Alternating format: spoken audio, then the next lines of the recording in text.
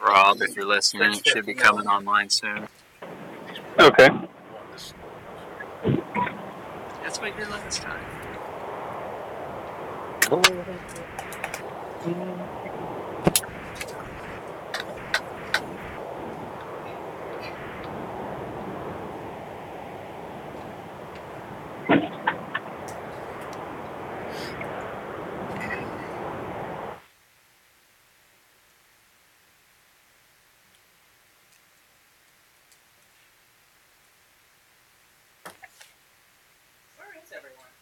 All right. Good question.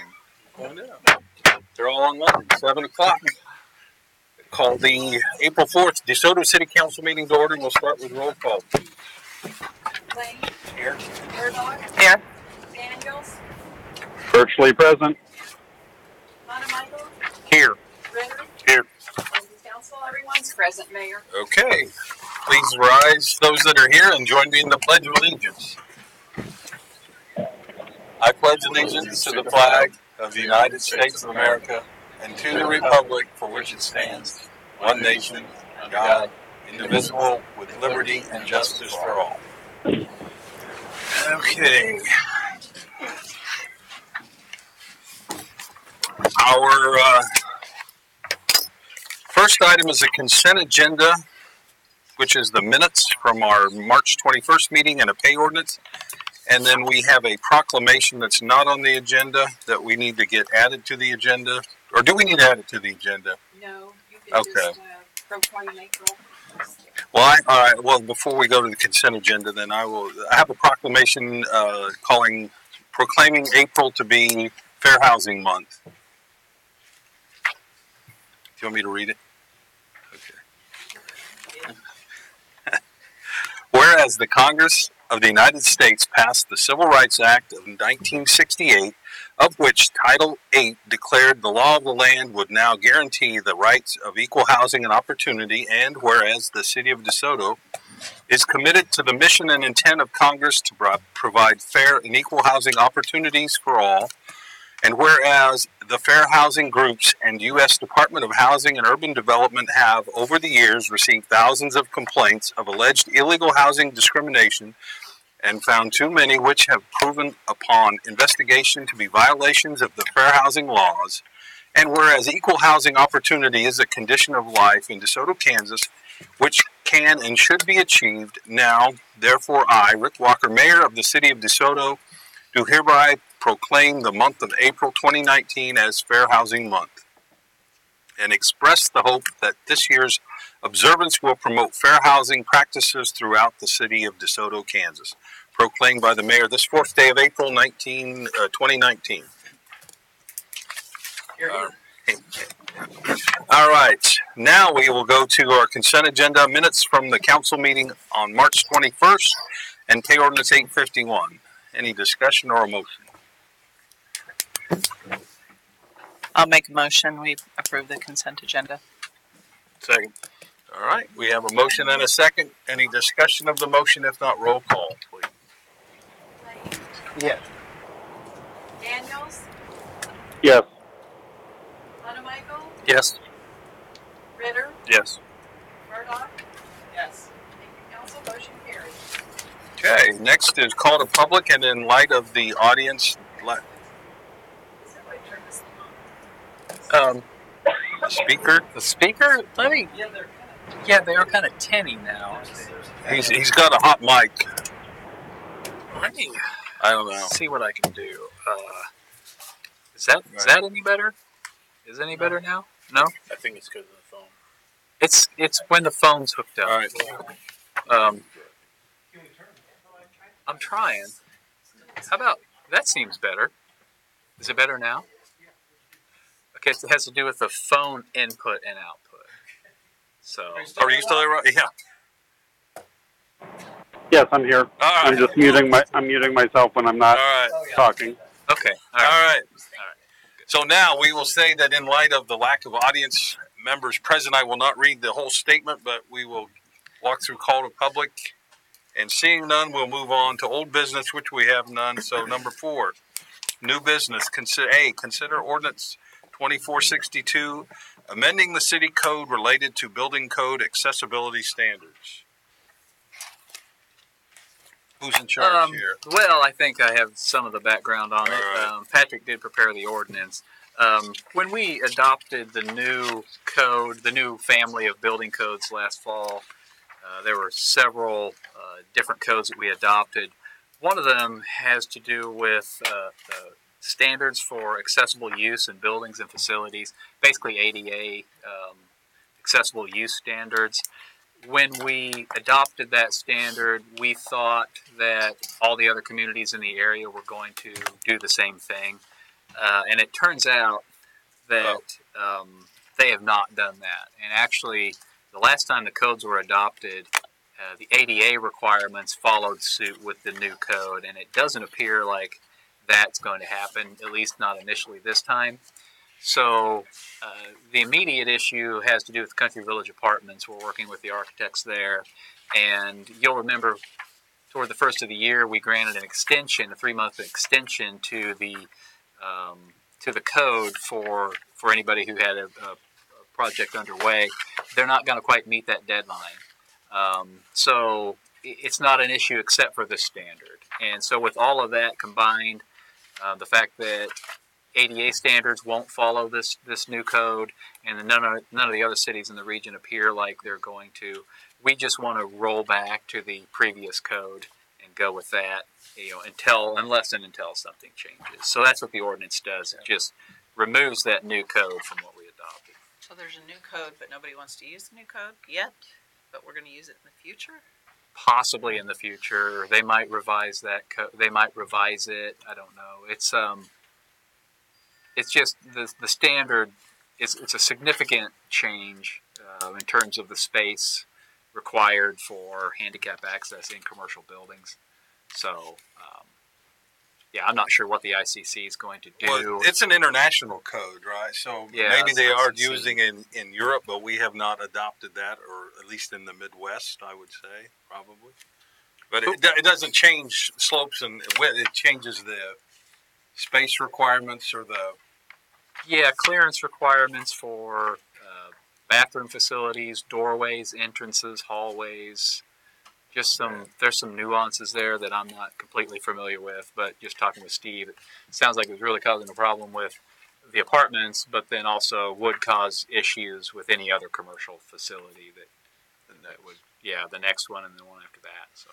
But when we did code updates previously, we kind of went through the whole suite of codes and updated them, right? So things like fire code or electric code, those are they're separate codes other than this that are followed for building design standards, correct? Right. Yeah. Yeah, this is a very specific one. So we still are up to date on all of our other codes that relate to building compliance. Right. Just this one is all we're talking about. Right.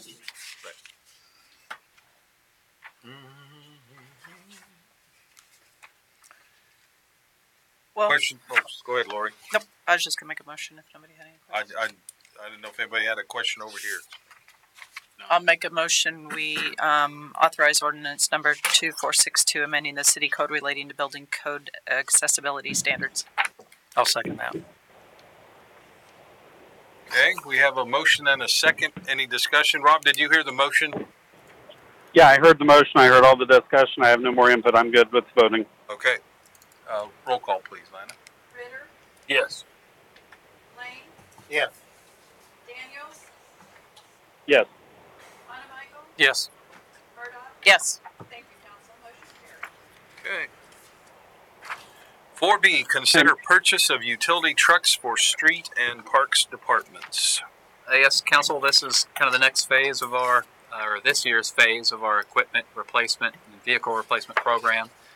In the 19 budget, we have allocations for one new pickup truck in the street department and 2 new pickup trucks in the parks department. Actually, one is budgeted through the community development, which is kind of the fund we have set aside for just this facility, and then the other one's just through the regular park department. I've included in the staff report a rundown of all of the equipment and vehicles that we've purchased under the program since it started, actually before it started. total yearly budget amount that we have in the budget for this year. We've previously this year approved a tractor for the street department and a backhoe for the water department under a lease purchase arrangement for contractor equipment. This is the vehicle portion of our program, which essentially we buy the vehicles using loans from the Electric Utility Reserve Fund. So with the program in place, we went out and we're taking advantage of this cooperative bidding pool through MARC. They're integrated also with some other municipal purchasing programs nationwide. But these trucks that we have were the low bid through the MARC, so we're taking advantage of that. The one vehicle in the street department, when you total the purchase of the truck and they're adding a plow to that, the total is $34,982. Two identical trucks in the Parks and Community Center departments. Those will have some toolboxes installed. So you'll see bids in your packet from Olathe Ford, and then there's also a bid from American Equipment Company for each of those vehicles.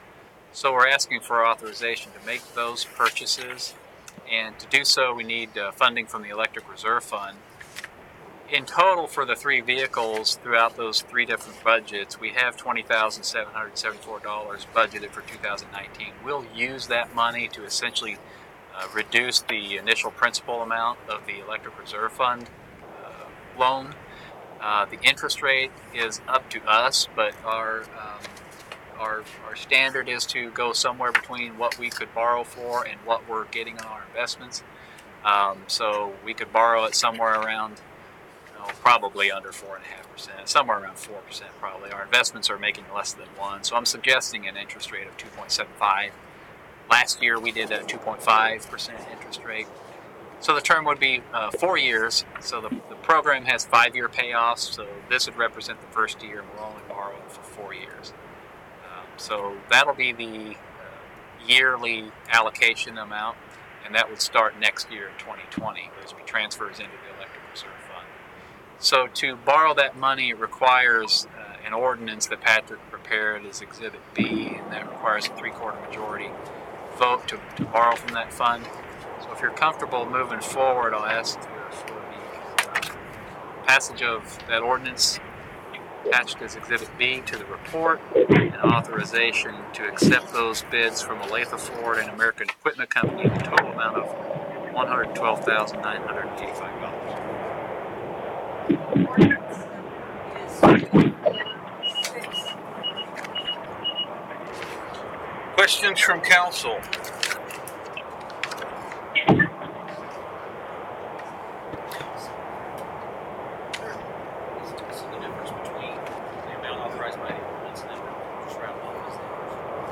No.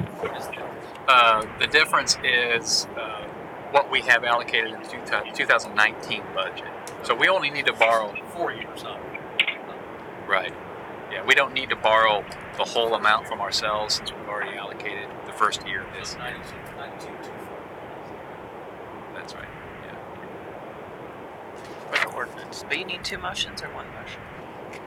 Probably 2. Okay. And did these trucks replace any other trucks, or are they just new ones on? Yeah, no, they each one of these is replacing an replacing existing vehicle. Yeah. Okay.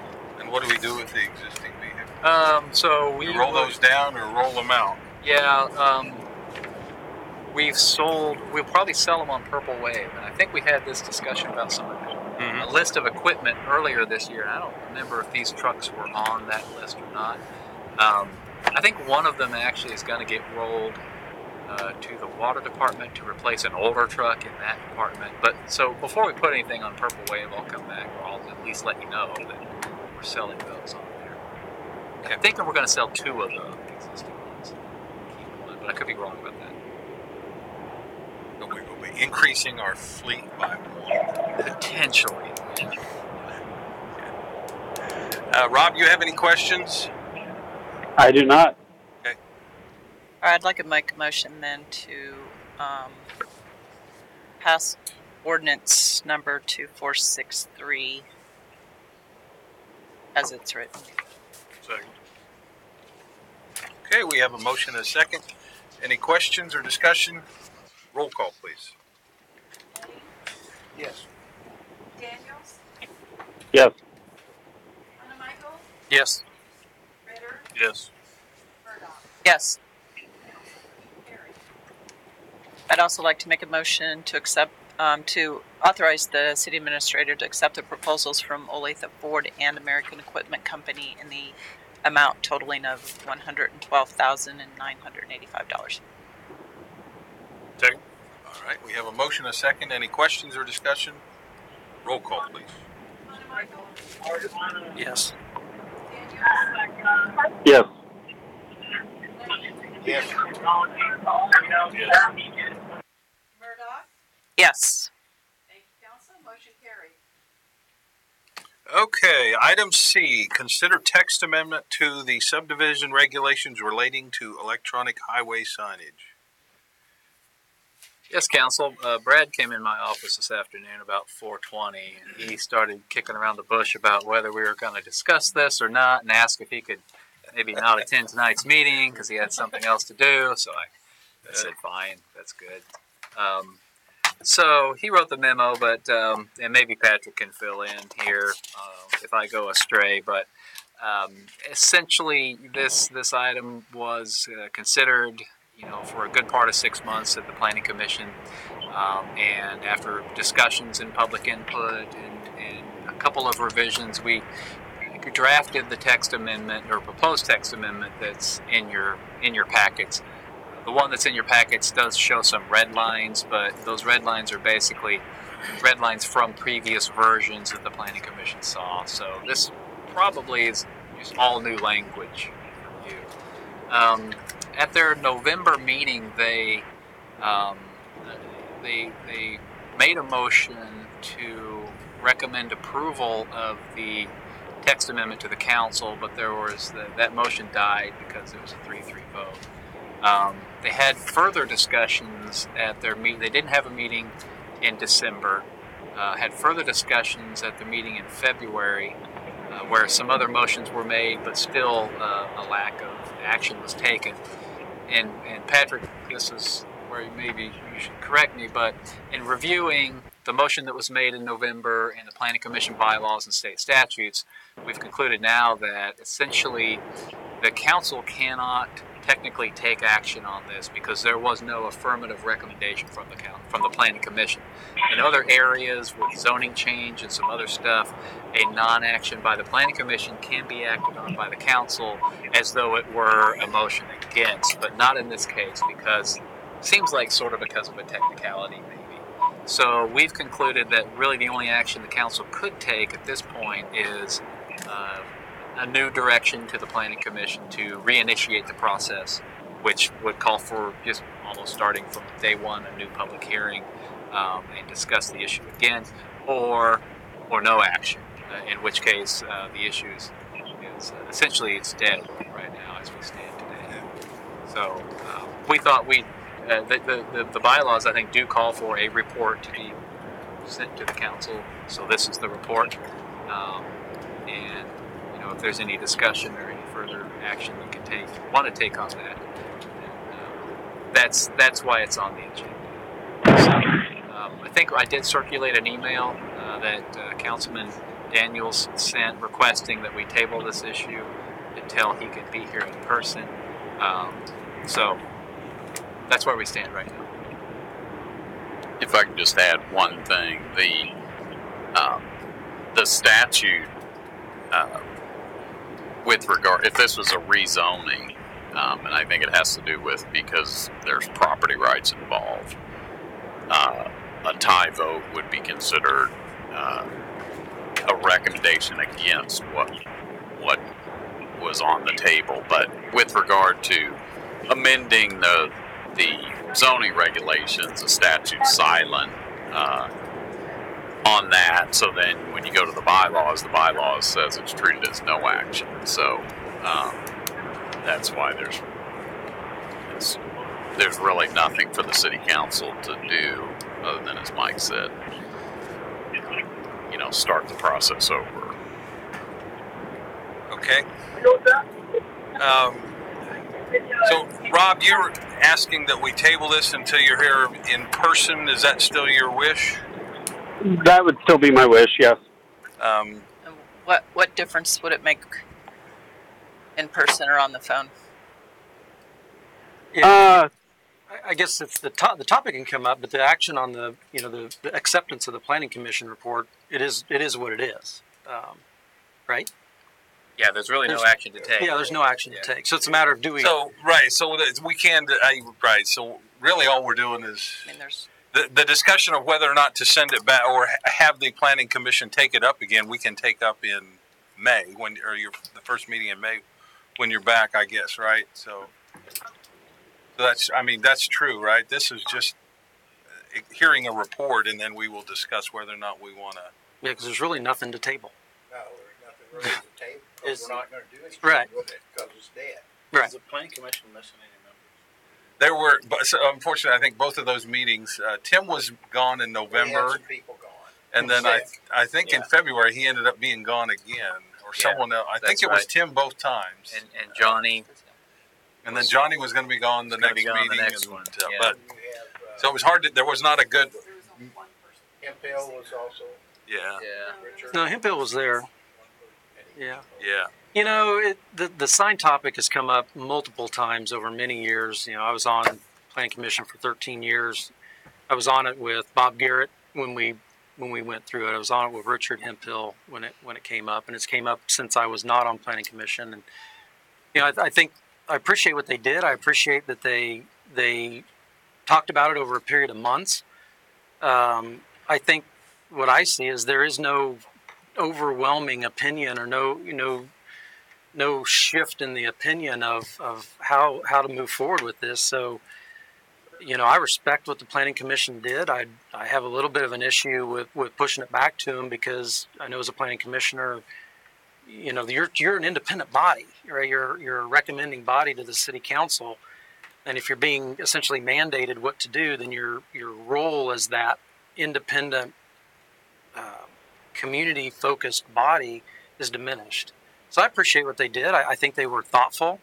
I don't think that there was any overwhelming reason to change direction or the outcome would have been different. I think they could have acted on it, you know, since November, but didn't see a need to. So, you know, I appreciate what they did, and I think we move on.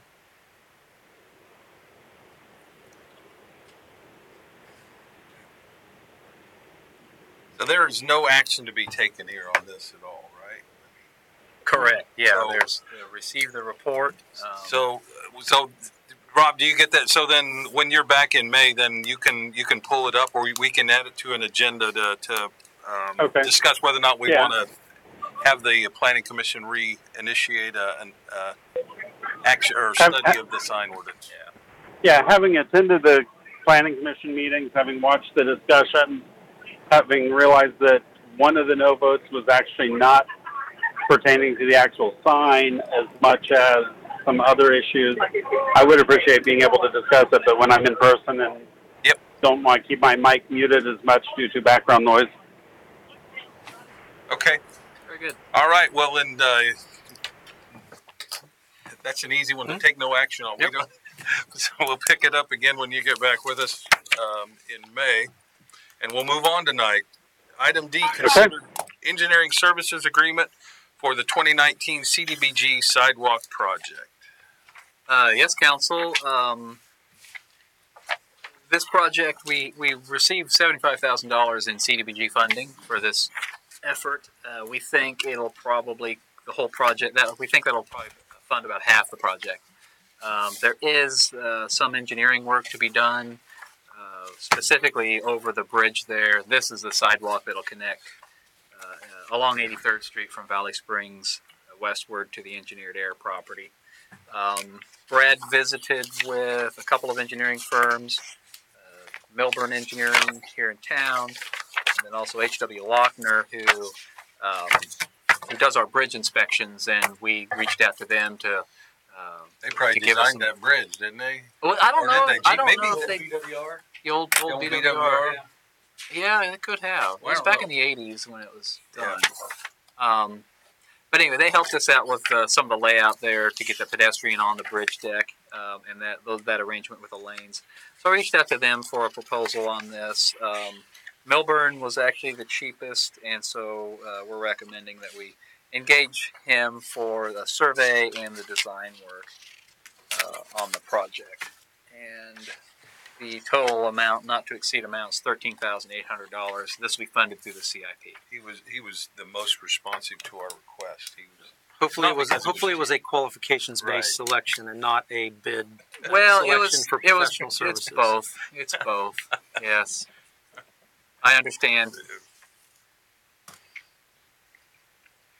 He's done good work for us before, so we know his capacity, I guess. Any questions for Mike other than giving him a hard time about QBS? Nope. Anticipate a motion to let staff enter into agreement with Milburn Associates Engineering, a construction project, and the amount not to exceed $13,800. I'll second the motion. All right, we have a motion and a second. Any questions or discussion? If not, roll call, please. Monaco, Yes. Daniels, Sorry, Mike was muted. Yes. Ritter, Yes. Murdoch, Yes. Okay. Item E, discuss 2020 budget. Well, here we are. Already. 2020 Budget budget season again. time. Yeah, budget season again. I think I distributed early in the year the budget calendar that has us basically kind of wrapping up the bulk of our budget discussions by the first part of June. In the event we want to have a general election to raise the property tax lid, we can have that in August. So this is the same schedule essentially we followed the last couple of years. The schedule has me submitting a draft budget to you at the next council meeting. So Bonnie and I have been in budget spreadsheet hell for a week or so, all of this week, and will be all of next week, preparing that for you. I thought in advance of that we should probably have just a short discussion on some of these items that have come up during the year that we have been thinking about, adding for next year, new initiatives, different types of projects, and then also give you maybe just a preview on the revenue side. So we'll start there, the revenue side. The first thing we look at, I think we looked at it in a lot of detail last year, was the sales tax. I think we've heard the message for the last 2 years that the sales tax has just exceeded our expectations and looked very rosy for the last 2 years, and we were worried about exactly how to go about projecting that in the future, especially not just next year but year 4 or 5 from now. And we engaged Columbia Capital on that to give us some advice, and as a result of their input, kind of reduced our expectations on that moving long term. So since that discussion, we've had all of 2018 sales tax collections have come in. Again, double-digit increases over 2017. We only have the first 2 months of 2019 in so far, and it looks like the double-digit increases are cooling off. So through February this year, exceeded last year, but only by about 4%, 4.2%.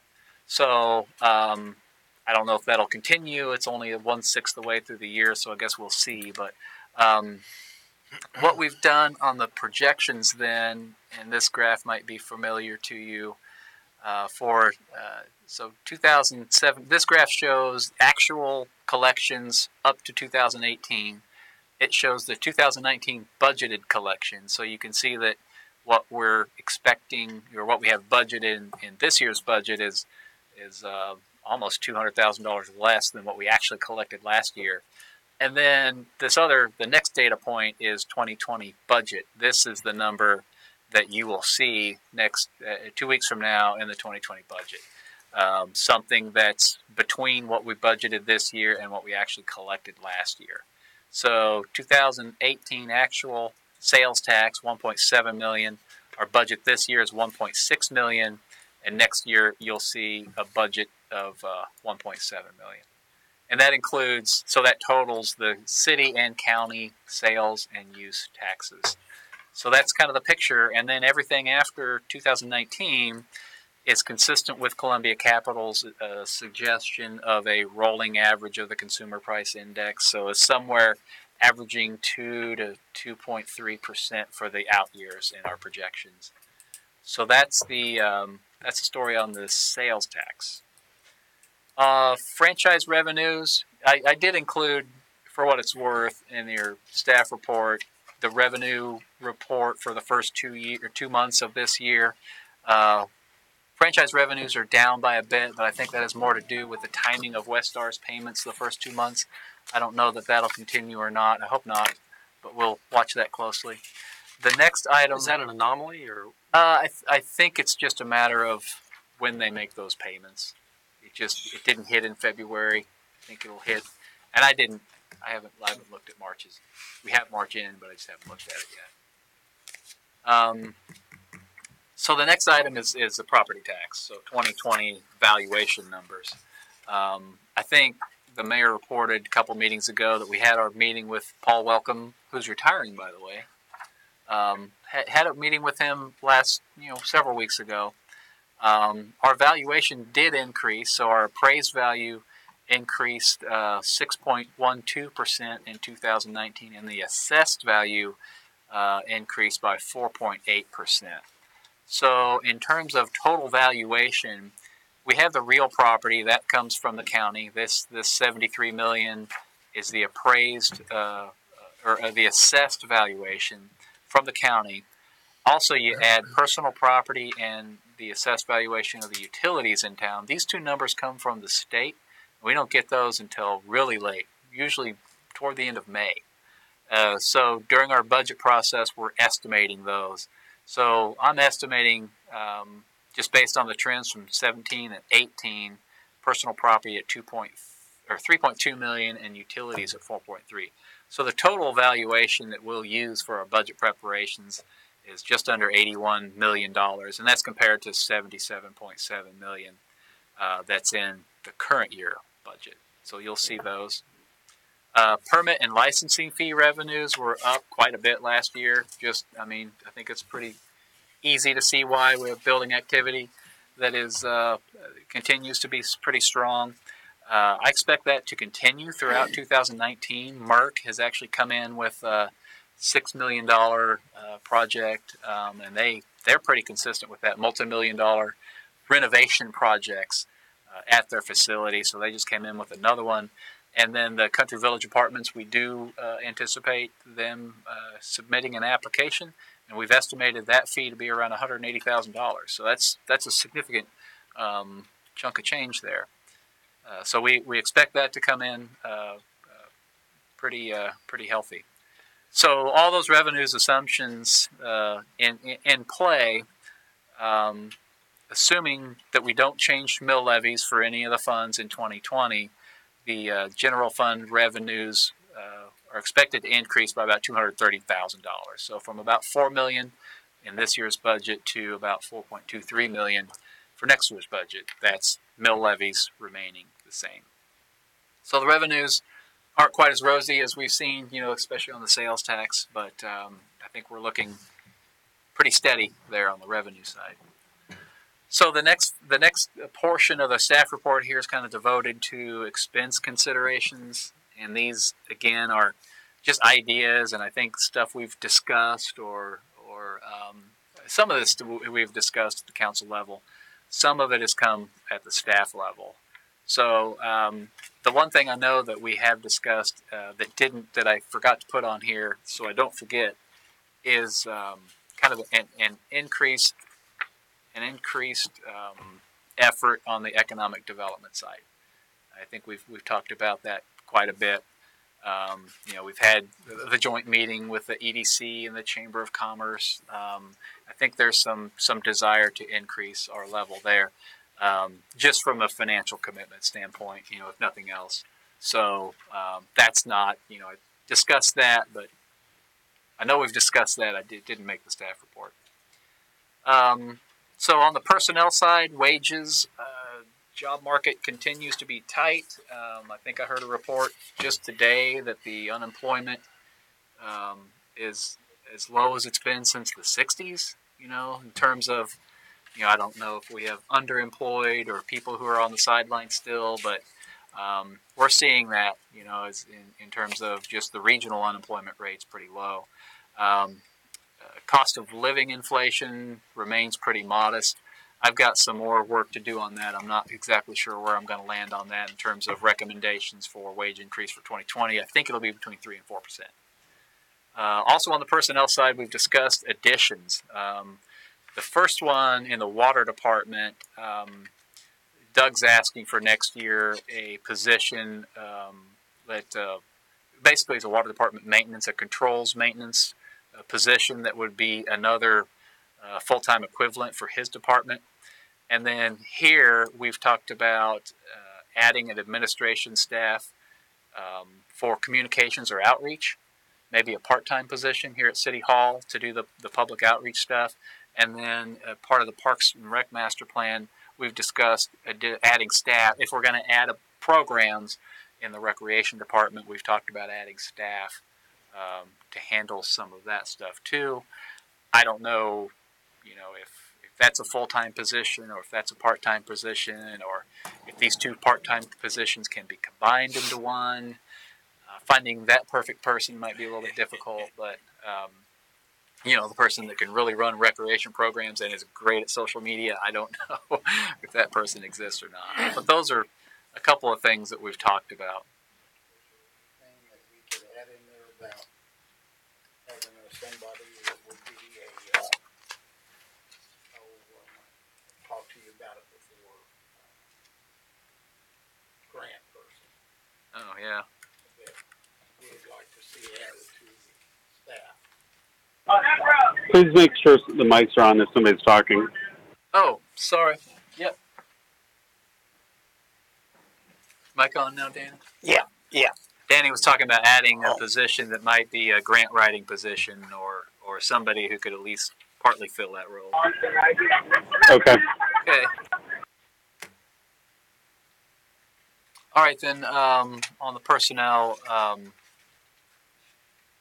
we might, again, I'm not exactly sure how this is going to be packaged in the budget, but we probably would need to have that discussion. One of the, it's kind of difficult right now because I've got all the requests from the department heads, and I know how that would impact us next year, but I haven't done the work to see how that might impact us in 5 years. That's the important stuff. When you're adding positions like this, that carries through, and so I don't really have that for us tonight, but I hope to, but I didn't get that far. Also, kind of on the personnel side, bad news on health insurance.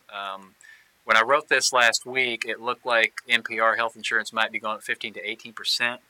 We've been notified since then that individually for DeSoto, because we had some pretty significant claims last year, our health insurance is going to be going up 23% over the current year. We had a couple of pretty significant health impacts. Ron Creason's accident and Danny Bennett's daughter with leukemia factored into this, and we got an email just today from NPR, basically letting us know what our claims history had been and what it is for this year. So it's unfortunate. This kind of initially makes me wonder if we should be shopping, if we should be out on the market looking at these things, and I think we'll continue to have those discussions internally. There are consultants who specialize in helping groups and municipalities work through this process, so we're not doing it on our own. Maybe a discussion or two with somebody like that. But I don't know that with our claims history is really going to get us in a whole lot better position than we might be otherwise. After coming off a year with massive claims, not a great time to go out to the market to look for a new provider. And NPR on the claim side, I think just administratively and personally and just everything I'm hearing from our employees, it's fantastic. Our coverage through Cigna, the coverage is good. The coverage isn't gold-plated, but it's good. but helping people work through claims and get adjustments and that process administratively has been very smooth for us. We've had really a good experience through NPR. So, that's something we'll continue to look at. So the 15% increase would have been a budgetary impact about $38,000. 25% increase is going to be closer to $50,000 or $55,000, and that's spread among general fund, sewer, and water.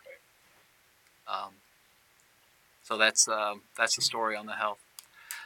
The next item, vehicle equipment replacement. We've got the program, 5-year projections.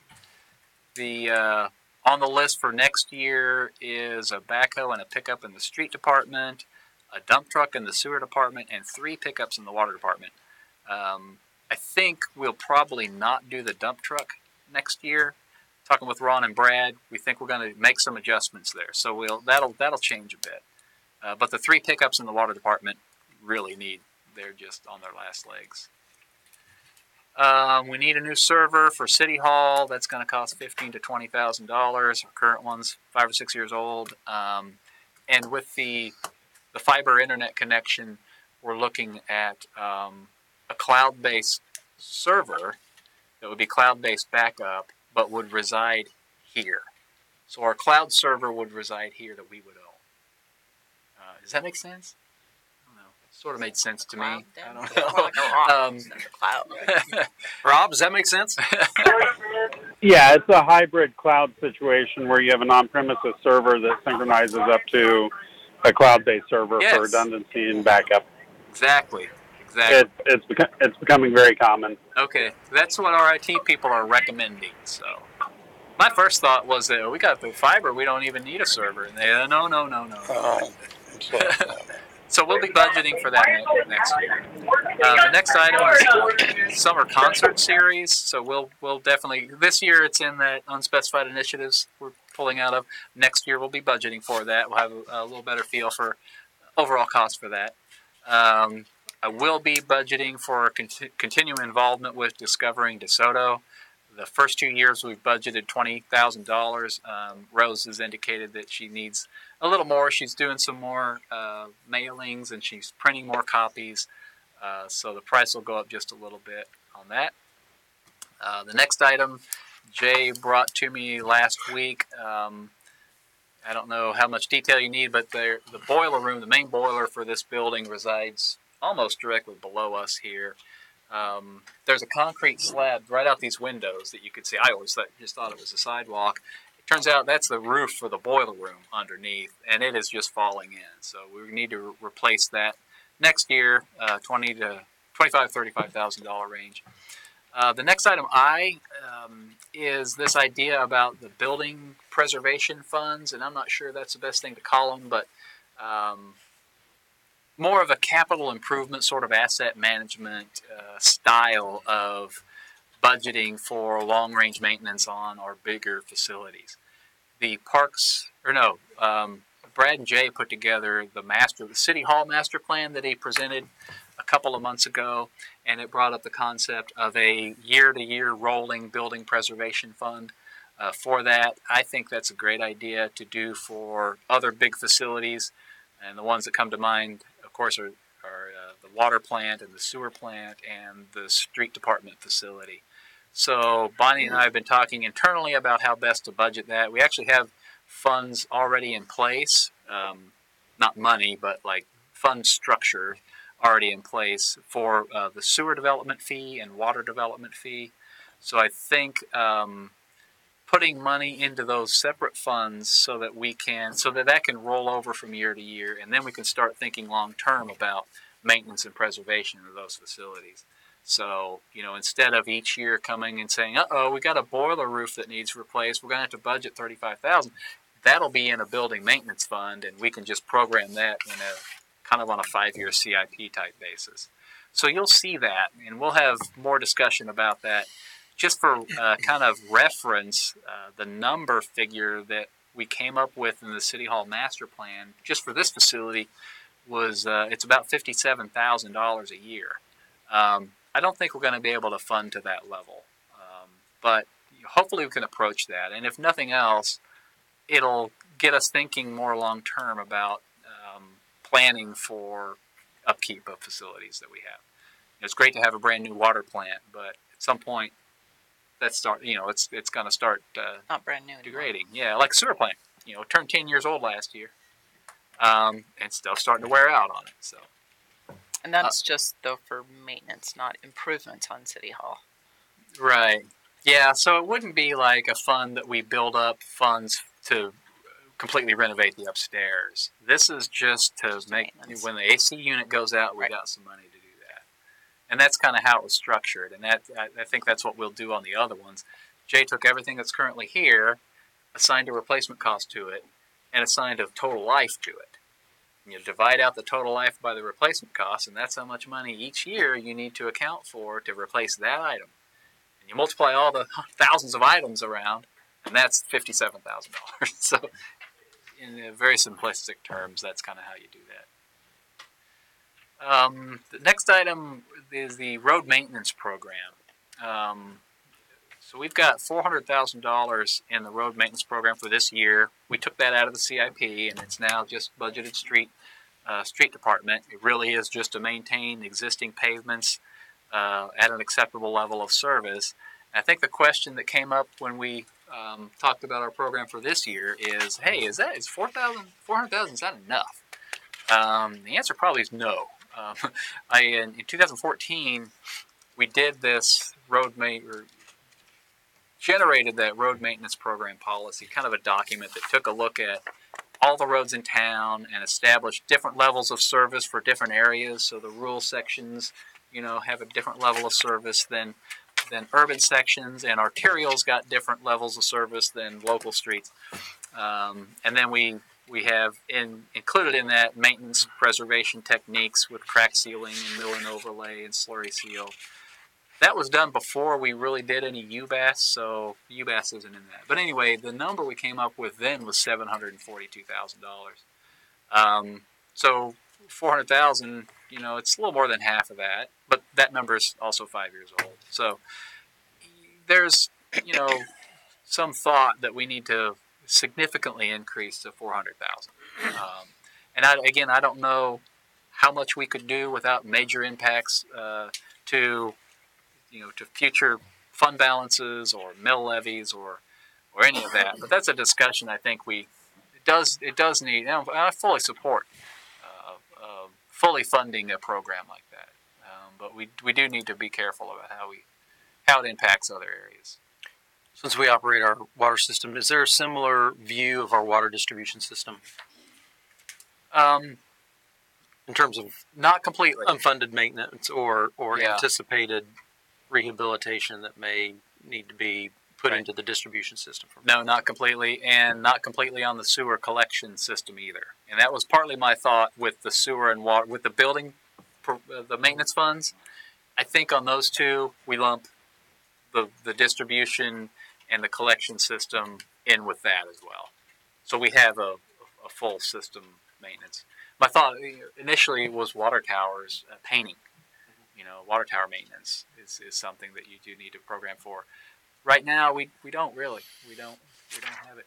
The other thing that's coming up is stormwater. And it's kind of being kickstarted by the county, but the stormwater asset management stuff is another area, and I'm not sure. We will be including some of that in for the budget for next year, because there's some inspections we need to do to make ourselves eligible for system replacements through the county program. But that's another area that I think warrants a look like this. And we know we'll have some needs based on what we saw in Commerce Drive with the Harps project. We got into what that. Was that?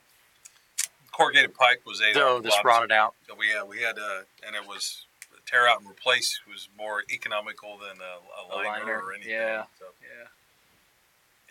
Yep. So the county on that side, the stormwater management program is now kind of implementing this recommendation to allow for system maintenance. The first part of that is an inventory. The second part of it is inspection. So we have about half our inventory in place. We've got a good inventory for the stuff that's in the core of downtown. We don't have a good inventory for the rural sections, the driveway culverts and ditches. We don't have any inspection at all. We've never done any formal inspection on any storm sewer in town. So there's funding in the SMAC program for that I think I'll want to be looking at for 2020. And then following that would be system replacement, system management for that storm sewer system. I don't think we'll ever put in another corrugated metal pipe anywhere if I can help it. So that is that. Most of that, Mike. What's that? Who does that work? Who does what? Putting together that inventory and what you're all talking Well, so the county has actually been very helpful. County Ames Department actually 5 years ago came and got all of our as-built for the storm sewer. They put that. They did most of what that. They're talking about through the SMAC program. There could be money for consultants to fill in our database. So a lot of that could be paid through that. The inspections, they're only going to pay half. So we would have to hire a consultant, essentially. I think maybe there's somebody in-house we could, train to do some inspections, but that will have to be contracted, and we'll have to pay half of that. In terms of the management of the database and the ongoing program, that'll be in-house. That'll be me and Brad and Ron and Doug and Marshall. We'll just do it in-house. It won't be as sophisticated as maybe Overland Park has, but I think we can get to a point where we're comfortable that we don't have just stuff rotting away that's being ignored. I mean, that's the worry.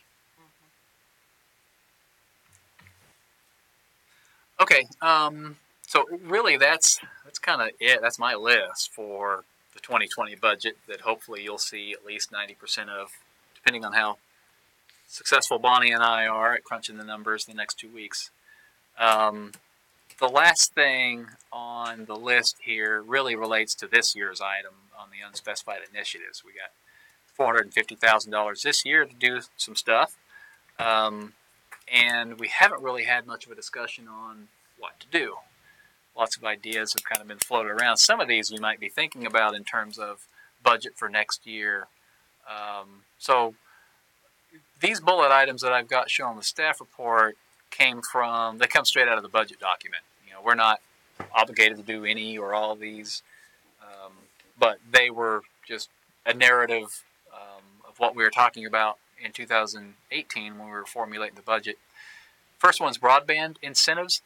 We already paid RG Fiber $300,000 of the $500,000 according to their contract, and we made the decision to just leave that. Essentially, I budgeted that out of our contingency allocation from 2018, and that just reduced our year-end fund balance, which is still very healthy. So we've essentially decided for now to just leave that as came out of cash last year. But there still remains $200,000 that will come due in 2019 for that. This is that 450 allocation is it could be a good use of that money. Otherwise, we'll have to figure out where that money's coming from. Again, we could take it out of the contingency allocation, but it's going to reduce our year-end fund balance by that amount. And that wouldn't hurt for this year, maybe for next year, but if you look at the projection moving forward, it might be something we don't want to do. The second bullet is purchase a public works facility. We were thinking about that property along Lexington Avenue. That has since the trucking company has bought that. They came up with financing, so that building's no longer on the market. So we do have a new public works facility in the CIP for several years from now. So that's probably not happening. The next item, bathrooms at Riverfest, $142,000. That's something we could make happen this year. Marketing promotional tools, public art, signage, gateway entrance improvements, or CIP projects that didn't make the list. On the next page then, purchase of the SRL easement and infrastructure along Sunflower Road.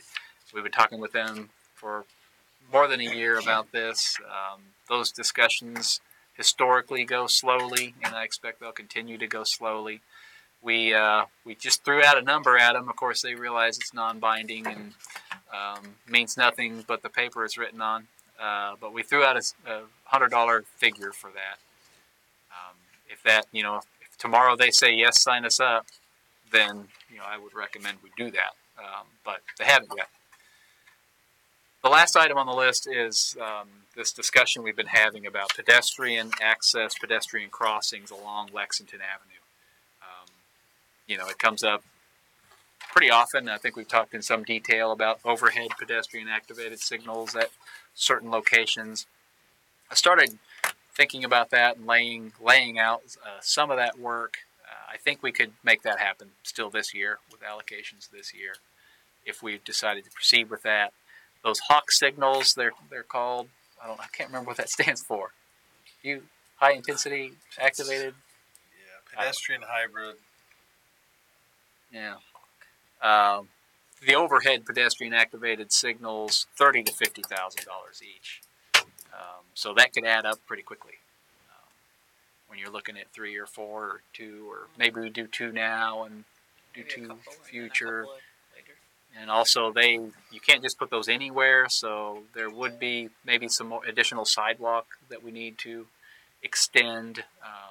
So I've kind of started conceptualizing that. So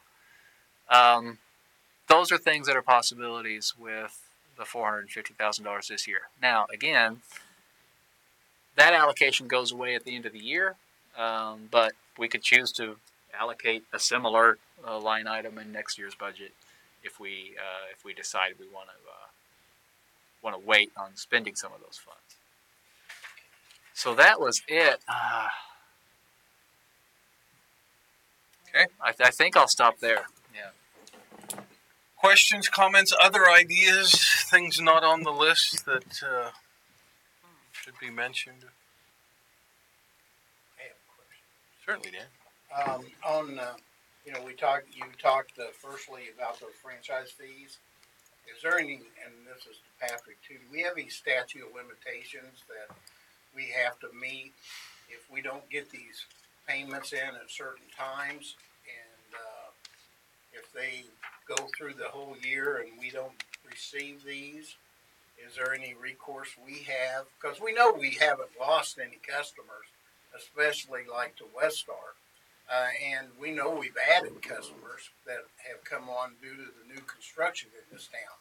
So is there anything that we need to look in on that as far as can we go back and get this if they don't pay by a certain point of this year? Or is there any limitations to this where we can go back and request these funds? No, the franchise is considered a contract. So under Kansas law, we have 3 years to. So they can hold those wages for 3 years? No, we would have 3 years to go back after. Right, we can go back in time for 3 years. Yeah. Right. Okay. Basically, as like an audit or something. Is that what? Yeah, each franchise we have the ability to do an audit, and I know we've talked about doing that as part of the budget. But the payment that they made before from Westar's, what we said was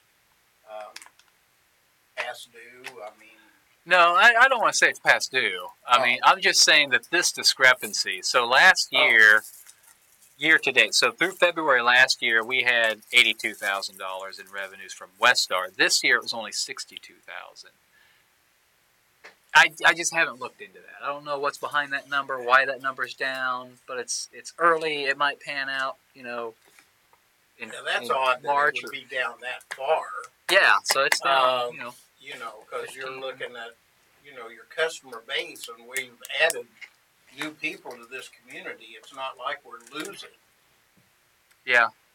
It could be that weather conditions were different and people using less energy. Could have been a rebate. Yeah. Maybe part of the merger. That's why maybe their accounting's different on the. Maybe they pay a month later. I don't know. I really. Funny. Kevin will find that out for We'll us. keep an eye on it. My Westar. But I can make sure Mike can.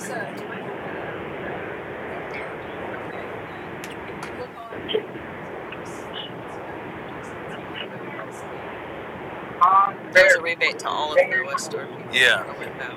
Right. Of course, I don't know if Well, it's not on my 600. Could have been the rebate. It could have been the rebate. Yeah, and on the business side, as a vendor to KCPL, for a small amount of stuff, their pavement cycle is atrocious. Hmm. Well, we'll keep an eye on that. It could have been a one-time rebate. In 2 months, it might be up 30%. Yeah. And we'll Right. know it got caught up. Right.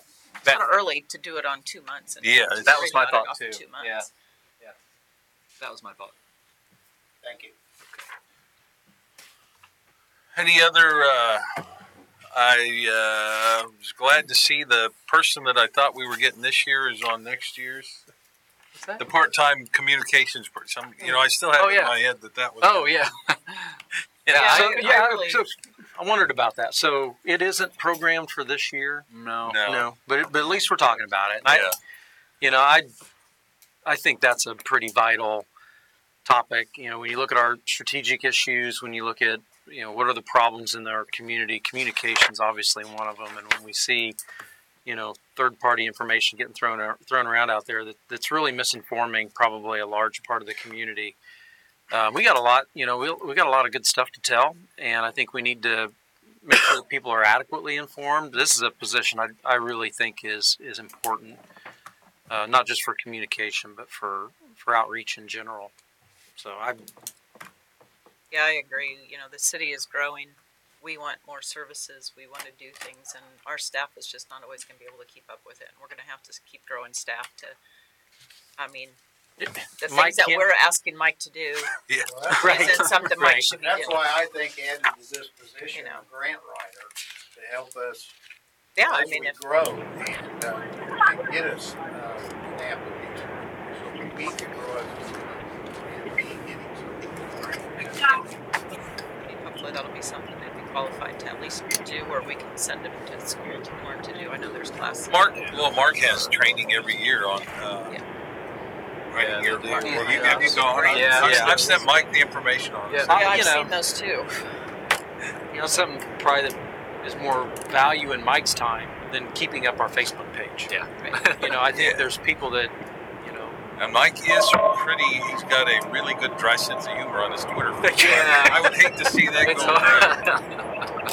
But somebody who's monitoring, Hootsuite or something, seeing where DeSoto is showing up or our issues are showing up, being able to respond to them and push information out and amplify it. But I understand from a citizen's perspective, it's hard to know that we're sitting here tonight discussing important business that that they just need to know where we're going and what we're trying to accomplish and doing.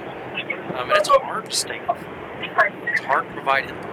You look at things that are going on with our comprehensive plan updates and how we get people involved in that, and parks initiatives that are occurring, and the programs that we got planned for the summer. The ability to get that information out and get people engaged has a lot of upside. The ability to interface with the school district and information that they push out. I think this is one that we could gain a lot from.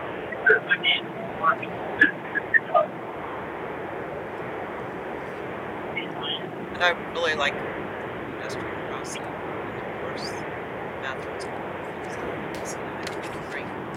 Because of the use of the river and the ability for us as a city to push that river as they bring people to the city. I'll say it over and over again, the bathrooms would be a big part of that. I really truly think we need to go to the state, though, to help fund that, because I think we could probably do that. I don't know, Lana, you probably remember the last time we got together.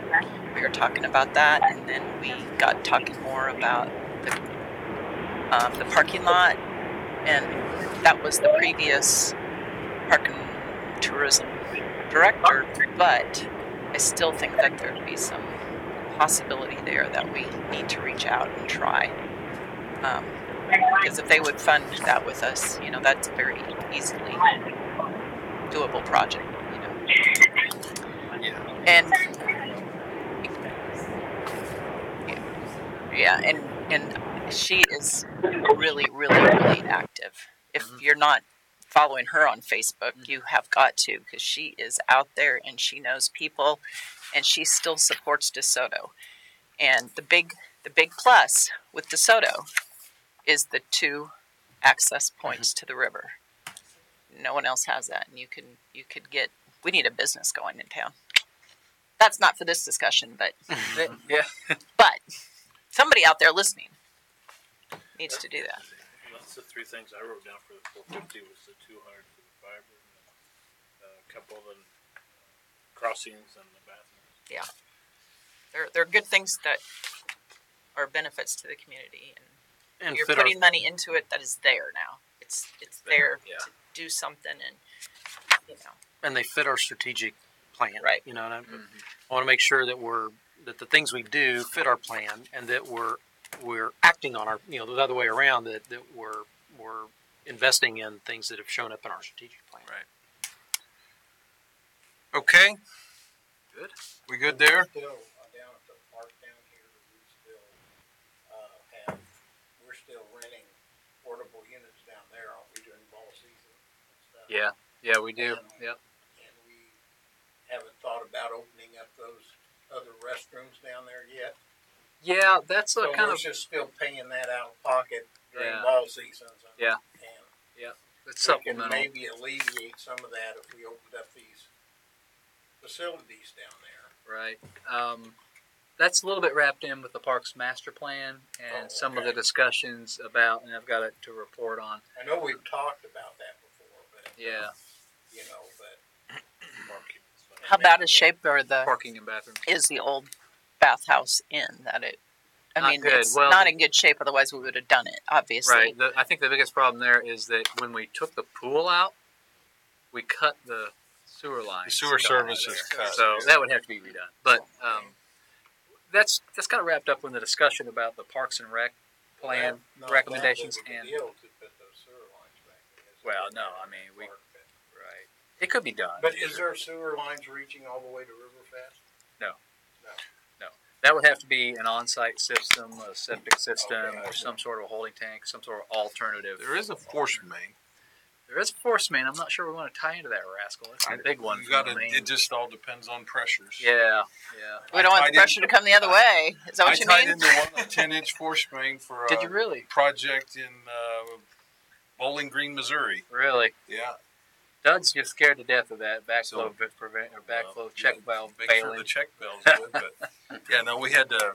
I mean, we ran the calcs on the pressure, and the pressure was okay. Yeah. Mm-hmm. Huh. Well, true. Yeah, it's in floodplain, floodway, as a matter of fact. Yeah. But that's another discussion too. Yep, another discussion. But the bathhouse down there, I think, is in the. I was reading through the park the park comp plan today, and it was definitely an issue and brought up in that plan. So I think that'll be something. Oh, yeah, the bathroom at Riverfest. But the one at Miller was too. The Miller one was too. So I think that'll be something that'll be. Yeah. I mean, those are necessities that. Right. At some point we got to do them. And well, we started this discussion with the park board in earnest last week about this whole referendum idea and the dollar amounts and the priorities on that. And I can, that discussion's going to take several months. Yeah. We'll have to probably have some sort of a joint session with the council. But so the stuff at Miller Park and all the other, that's kind of wrapped up in with that a little bit. Anything else on the budget you want to make us aware of? The timeline, everybody saw that? Yeah. Yep. Don't take off. Okay. Yeah, again, we have the budget requests in from the department heads, and Bonnie and I will be working through that feverishly next week. Okay. I will be gone the first meeting in June. You guys pass out. Well, and just to clarify, that first meeting in June won't be the formal adoption of the budget. That'll just be the kind of the drop dead point where we kind of have to know if we want to raise a mill levy. We got to know by then. Yeah. That's okay. Are we done with that? Yes, sir. We're good? I am. All right. We will move on. Executive session. None. Advisory reports. Mike, you want to finish? Yeah, I'll finish. I sent out another doodle survey for our retreat scheduling. We just couldn't make it work for the next several months. And so the latest survey is only Saturdays in July, August, and September. So if we can get one, think I heard that we wanted to shoot for Saturdays. So I sent an email out. I think it was earlier. Maybe it was last week. If you could just grab that doodle and get that done for us. Maybe you did, and that's why I'm mentioning it. Yeah. So, yeah, we just I just think it's real important that everybody has a chance to make it to that. So, reply to that if you could. Summer concert series. I'll have a report for you. Maybe I'll send it out by email. Have all our bands lined out. Everybody's on board there. I'll get a new budget figure for you. It's not drastically different from what we've been talking about. The next phase now is marketing and promotion, and so I've been working with Rose Bergwager has a graphical design person, and actually Rick submitted Pretty good, huh? a little logo and graphic thing for us. I think I can pull those up if it's not too much. Mine's small. Yeah, well, of course it appears not cooperating. Did you get the new computer installed over there, Mark? No, it's still sitting on the table. It's tomorrow. They were going to do it today, but I said, no way, Not council before day. a meeting. Yeah. Well, this isn't coming up. But we're working on a logo and a graphic for that to put on postcards. So our thought now is we'll do a direct mailing postcard for to advertise the series. I think I've told you about our cooperative arrangement with Johnson County Parks. Oh, there's the mayor's. It was right there. No. You have it pulled up, Lori? No. I don't know what happened to it. It's up there. Right here. Yeah. See if I can make it any bigger. Cast that to the bigger TV. Yeah. I don't know how to do that. Around Don't get too fancy with total. me.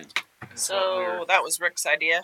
Similar to that, we were talking Riverfest Summer Concert Series. Summer Sunsets Concert Series.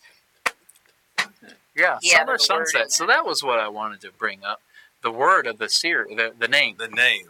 The name. Summer Sunsets at Riverfest Park or Summer Sunsets Concert Series. Everybody generally okay with a name like that?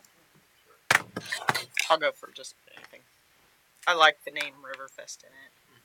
And the Summer Concert Series. They added the sunsets, which is okay. But just adds a lot We to only it. have to have them in the evening. They can never be earlier. They could never be. That's right. Have that name. Oh, I remember where it was. Or you could get rid of the summer and do Riverfest Park Sunset Concert Series. That way in the fall you could do one a little bit earlier. Oh, that wouldn't work. It'd have to be earlier. But you could have them later on and it'd still be at sunset time. No winter ones. We'd be out there at 4 o'clock in the afternoon. But Well, at any rate, we'll put I something think some together. expert in the marketing field will be able to graphic design. Here it is. Help you with that. So here's the one, Rose. Oh, no. Oh, no. Instantly. Well, that's this isn't a logo. This would be something a card that, or something. this is a Great. card, a postcard. Yeah, I like that. Yeah. I like it for a postcard. Yeah. And then, But then it'd be nice if whatever our logo was what was on there. So yeah, so our this little is more logo could logo-y. be put So- on the postcard. Yeah. Yeah. Well, I guess it could be on the backside. The thought is to have something we can settle on that we'll use year after year. That eventually will become kind of recognizable. Can you go back to hers? Yeah. But how she has the summer concert at Riverfest up on top. Yeah.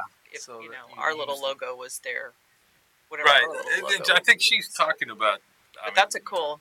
modifying Yeah. to incorporate some of the elements of the other one to Yeah, she's blend the going to two. work on that next week. Yeah. Put it in the drum. There you go. Little sun, the DeSoto in there. Yeah. Or down in the corner, just. Yep.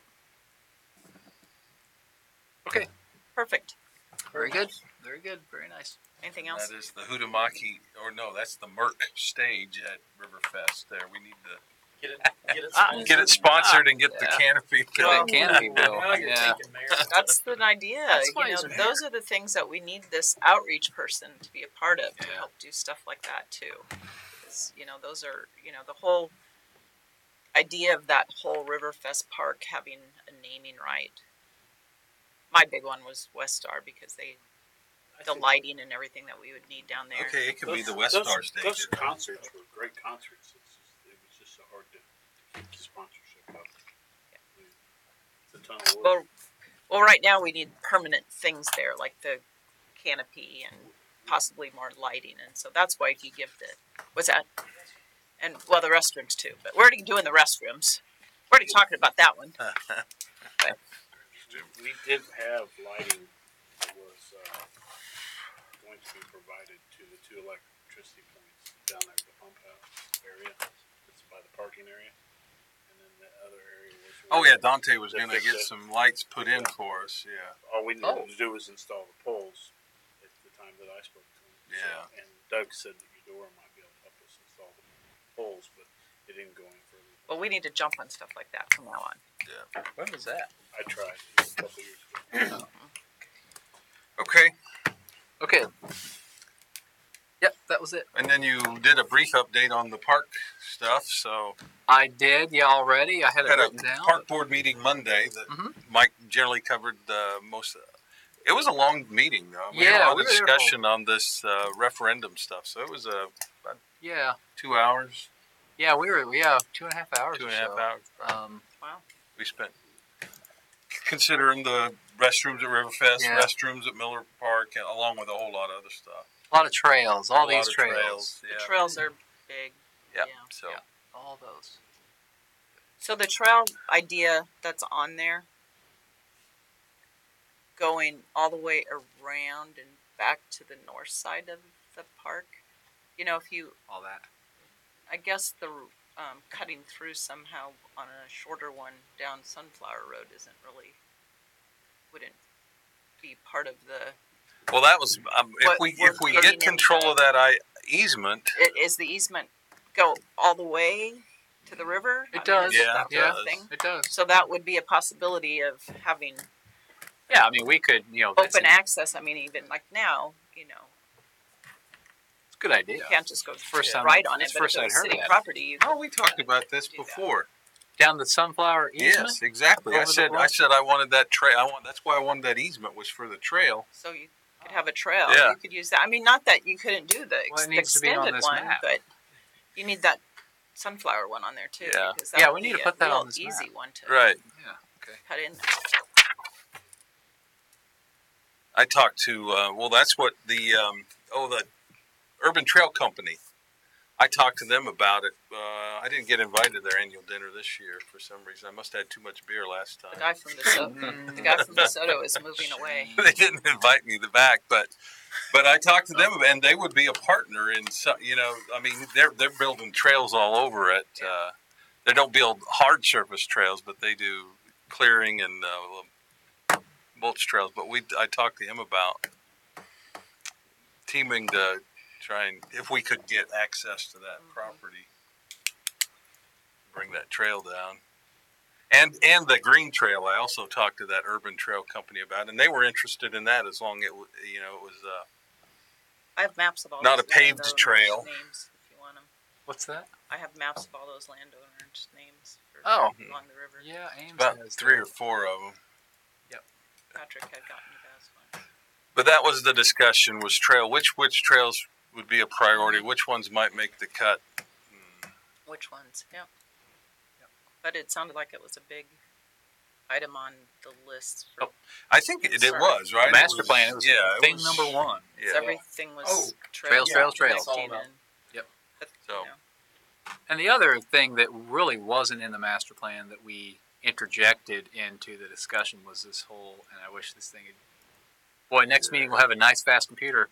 But we don't right now. This whole idea about somehow connecting the rural residential, from a pedestrian standpoint, that's kind of a tough nut to crack. To connect these rural areas with anything other than a car, it's expensive. There's long distances. It's just not easy to do. So a lot of this stuff that you see out to the east of town, that's all in the orange here, none of this was in the master plan. Not really. Okay, the one in the master plan along 83rd out to Corliss Road was identified, but none of this other stuff really was. And so we did a lot of kind of discussion about all those. What's the thinking on the line that's right next to K10?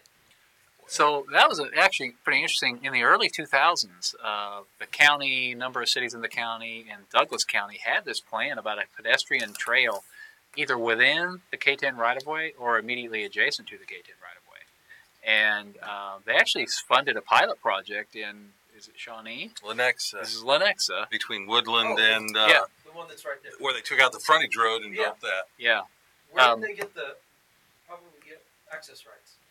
Well, so it's KDOT. Yeah, so we'd either, if it's, a lot of this line segment is shown inside the KDOT, just inside the fence. Inside the right of way. And they're doing a lot down in Wichita, I guess. Right, a lot of that in Wichita. So it would be a KDOT permit. I mean, Yeah. it would be Yeah.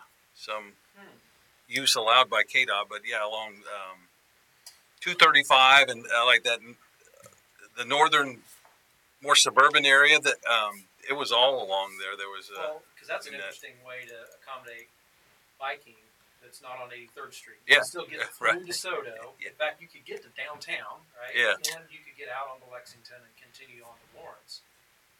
The other thing that rang in my head is if it was along there, then all of our rural kind of arterials feed that, so that you would have a short ride on a rural arterial to get to an improved path so and then which would then tie to all the rest of the county trail system. We could connect then at 95th Street Park and get tied into that.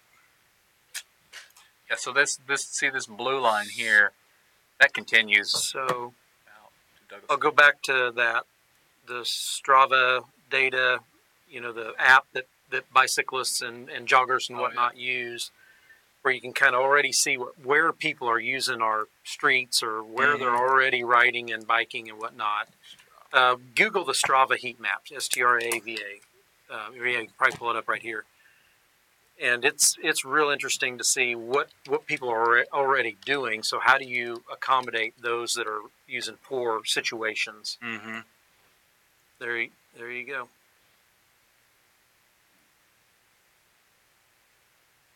They kind of blur it out now. It's not as they've dumbed down the resolution unless you buy a subscription to it. But kind of got to figure out where you are in the United States there too. So is that Florida? No, zoom out. Now you're down to there. You go. Now you can see about. Okay, there's a Gulf California. Yeah. So this must be Denver. Yeah. Suppose that's Denver, and that's I-70, and that's Hayes. I don't know. Zoom out again. I don't think you're to. Yeah. Is that Kansas City? That's Kansas City. There's Right Kansas City. There you go. I know those lines. Oh. Sorry. Don't get too close. No, that's not Kansas City. Kansas City. Yeah. What's that? Go up. Zoom back. That little I-35. So that's I-35. There you go. That's Emporia. Maybe. You Maybe gotta not. go further, east and north now. I think you moved states. Oh, there's this Oklahoma Panhandle. Oh, What on earth? This is Kansas City. Yeah, there's the Kansas. There's the Yeah, river. there you go. That's Lawrence. That's Lawrence. I know those. I know That's those Lawrence. lines anywhere. Here we are, right here. Hey, right there we Good are. old, there we go. We found us.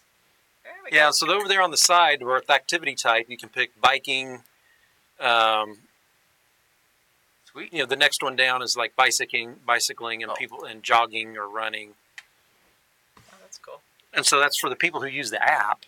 And it's probably the most popular fitness app. You can see where people are actually going. Labels would have helped. Yeah, I mean, you can see the Kill Creek Trail shows up fairly prominently right through the middle. Right there. We need to get that connected too. Exactly. We need to go back. You need to. And look at that little chunk out there at 95th, and right there. Is that you? Yeah, That's one guy. I'll tell you That's what. one guy's daily run. That's that one on. He lives on Corliss Court, and he runs out to Waverly, and then he back. runs back. Every That's him. day. Every day. There you go. Not me. Just one guy. Wherever that Oh, I think it's probably multiple ends. people. Whatever house that is. But there you can see Waverly and how, Man, I got to put my app on. I got to get that app so when I go walking that, you'll Square. register it. it'll Yeah, I mean, start showing. look at the high school track. Look at that. Yeah, my square's not showing up. And look at Lexington Park. Yeah, it's That's lighting up too. Yeah, so if you get a subscription, the resolution is way better. Yeah, I mean, you zoom all the can way drill in and you can, they'll have people log a ride. I'm going to be riding so-and-so this weekend, and you can see that stuff that's showing up. That's pretty cool. Like the MS-100 and all that stuff. Anyway, Cool. this is a good, just kind of a free way to look at what's getting used. Yeah, look at Prairie Star. Yeah. Holy cow. People actually get around those roundabouts somehow. It's easy on a bike. On their bicycle. It's if you're going that way, it's downhill. Oh, gotcha. Then it's uphill. I've done that ride. No, you're on jogging though. Put it on. Go back to biking. So it was probably pretty dark there for a while from the top of Cedar Creek to 83rd. Yeah. Yeah. Should have been so zero. Look at it now. What is there? Yeah, a little There's bit. bikers. Yeah. Huh. These are mountain bikers over here, I guess. Yeah. Interesting. So Widow Big Night. No, that's the Lexington. Widow Big Nice up here. Bart keeps everybody away, I think. See, I think along the river though, that'd be a perfect mountain bike thing like they have in Lawrence too through there. Yeah, on the That was originally what I had thought and was talking to A lot going over the Matt bridge. Guilfoyle about. Mm-hmm. Well, Don could have What's that? the river keep. Okay. Well, we've diverged off of the. Was that my report? We're That's a successfully. good report, Mike. Tell you what. Those are fun things to talk Alright. about. Are you done now? I am done. I'm All sorry right. it's taking so long. Patrick, Nothing for me. Lana. Nothing for me, thank you, Mike. All right. Council. Kevin, you want to start? Sure. I got a few things, but try not to take too long. Monday, Tuesday, Wednesday this week, I was at Smart Cities Connect in Denver, which is a big Smart Cities conference, about 1,700 people, hearing about what's being done. Microphone, please. Sorry about that. Smart Cities Connect in Denver, Monday, Tuesday. Got back late last night, and interesting to hear what cities are doing to try to create better solutions, a better interaction with their citizenry. But a big part of it is how do you use data and information that we have to try to operate better. So, as I'd hear a lot, some of it's big picture stuff. We're not quite there yet, but, lighting is one of the big topics. LED lighting that's responsive and dimmable, and where you can even shut off every other light, at night to reduce your energy consumption. But as I was hearing things, I was trying to think about the DeSoto context. But there's a lot about, use of data, talked a lot about identify what's the biggest problem in your community and try to find some way to solve it either through, use of technology, data analytics. So one of the things I thought of was our water system. It's one thing that, what do we really have in terms of what do we know about the operation of our water system from, how much raw water do we pump to how many gallons of water do we sell, and can we map that in between? 'Cause I remember a decade and a half ago, Mayor Anderson saying that we spill about half of the water we pump out on the ground. It just disappears. We don't know where it goes. But use the data that we've got to try to figure out how can we optimize things. They talked about any time that you have to deal with a person face to face to do a transaction or stand in a line, there's opportunity for enhancement in your operation. So maybe it's buying my dog tag. Do I have to come in here to buy my dog tag, or can I submit my rabies vaccination? Can I upload my rabies vaccination and somehow have it show up on my water bill? Or something like that. Anyway, interesting stuff. Also talked a lot about, what do you know about your citizenry? What do we really know about people who live here and what they do? Where do they go? How do you move beyond just the status quo of the way we do business and think about the way that people want to interact? And when I get to the end of all of this, and I came up with my feeling is our biggest strategic issue out of listening to 3 days of smart city stuff for us is communication. And so it really came right back to this topic of this communication or community outreach coordinator. But a little thing, we can put information on our utility bills, right? Only one line. We get Very one line. limited, So we're in June. We're gonna be using our new software, and I think there's a much enhanced ability to get information on So even if it's please join our Facebook page one month, or to get please see our Facebook page for information about community events or whatever it may be, but leverage some of those things that we got. Next week, I'm attending the Broadband Community Summit in Austin, and Mike Bosch and another member of his team will be there also. So be a good chance to spend a little bit of time with him and hear about what some other gigabit communities are doing to leverage that for community growth, citizen engagement, economic development. But I'll be interested to hear what gigabit cities are doing. This morning I was at Casey Smartport update. Mayor, did you happen to be at that? I was by not. Chance? Really interesting. It was a panel of a guy from economic development at Amazon and a guy who is with BNSF, but he was formerly with economic development at Walmart. So they kind of were competitors. A gal who's a national site selection executive with Cushman Wakefield, and another guy that's in architects and kind of leading like logistic design and things like that. But the conversation took an interesting path that I didn't expect on incentives. And, you've got Amazon and Cushman Wakefield talking about how incentives should really focus on accomplishing needs in the community that free market won't do on its own. So, for example, food desert. And that's one way that DeSoto was successful in, focusing on getting a grocery store. And that that's a good thing to incent. And then they talked about, how you work into that, specifics on redevelopment or training or diversity in employment or support for local housing. But when you're in an opportunity to give an incentive, how are you also solving your other big community problems? The gal from Cushman Wakefield, for example, said, Nashville shouldn't have to give out a dime's worth of incentive. Everybody's going to go there anyway. So if you are going to give it out, even in a place that's very prosperous, make sure you're solving a community need. Retraining was one of the things that they really talked about, or hiring, local residents. So don't give out an incentive that doesn't provide a return for your community. Don't make things right in the community with your incentive, your economic development incentive. Don't just give it up upon request. And it's the first time I've heard a group of people who come hunting for incentive dollars. Right?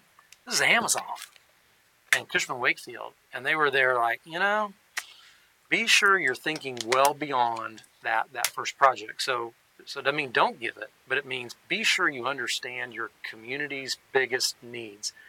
And so I thought it was really interesting because that's the same message that I was hearing at the Smart Cities conference that I was at is, really understand your community's biggest needs, whether you're finding a way to solve those biggest needs through your incentive policy or whether you're finding a way to solve those needs through smart application, data analytics, use of technology, and so on.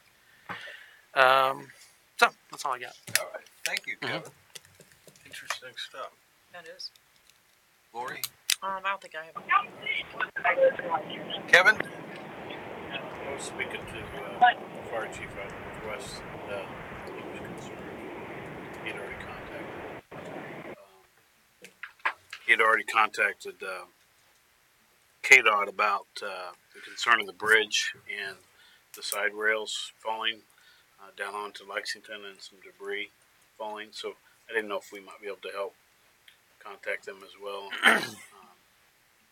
See if we could push to see if they could at least inspect or take a look at it. He was concerned with some of that, but they didn't give him a timeline, so I thought we might be able to help him. Push another button for him. They're going to be doing an overlay project on K10 through this year. I'm sure it doesn't involve bridge work. No. Yeah. This happened before. We've had chunks fall down onto Lexington. Yeah, we can. I've got a couple contacts. So he was kind of worried about that. The other thing I had is the water bill thing. I thought this time of year it might be a good time to put a safety message on there about bikers, walkers, people being out on the roadways. Something short to look out for folks. So I thought it was good you brought that up. That's all I have. All right. Thank you, Kevin. Danny, anything for the good of the group? Rob, anything for the report? I'm on a bus two buses with at least 15 DeSoto School District LTMS DHS kids that are going to be competing in an international band competition that they've won for the last 4 years. Well, good luck. Sweet. Did the same thing last year and phoned in for the council meeting. The audio is substantially better and much more clear to be able to hear. So the upgrades have done really well. Yeah, it works well from this end as well. Yeah, just the only thing I would say is make sure everybody's mics stay on, so if somebody starts talking, you can hear them. Gotcha. But What'd you say? it is exactly. But substantially better. And then also, I will not be present physically or virtually at the next council meeting. So I've already let Mike and Landon know that. So the April 18th meeting, I will not be at. Okay. That's it. All right. Thank you, Rob. Shoot, I don't think I have anything to share tonight, so. Nothing? No. I'll think of it. And for you too. I'll make a motion. We adjourn. Second. All in favor? Aye. Opposed? We Aye. are adjourned.